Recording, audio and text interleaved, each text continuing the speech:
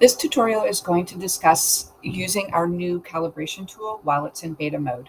So when you're in your clinic dashboard, go ahead and click on a patient's name. Click on Manage Playlist, and then click the checkbox that says Enable Color Calibration. Now you will be asked to set a device, and this is super important because how we've designed this tool is that every device that the patient uses during therapy, whether it be in office or at home, will automatically calibrate with the colors for that patient specific to that device. So go ahead and click Set Device, and then come up with a unique nickname for your device, because you may, if you're using it in office, you will have a list of devices to choose from. So I'm going to give it a name.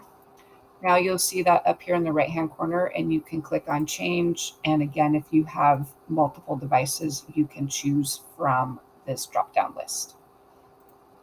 Okay, so now here is a list of all the activities that need to be calibrated if you're using red, green, or MFBF. So go ahead and click on the color palette tool, and then this will guide you through the calibration. I recommend using the hue slider first and getting as close as possible to cancellation, and then using the luminance to dial it in all the way. If you are calibrating on a white background, I recommend adding more luminance, or if you're calibrating on a black background, then I recommend using less luminance. So go ahead and set calibration. And we strongly encourage you to use red, green, or red, blue glasses. And I'm going to go ahead and finish this calibration. Okay.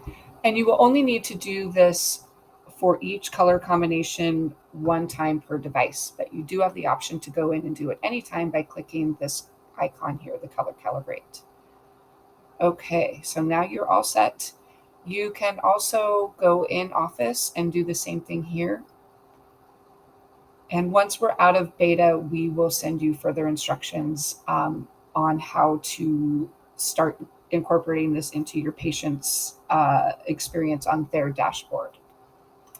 Okay, thank you.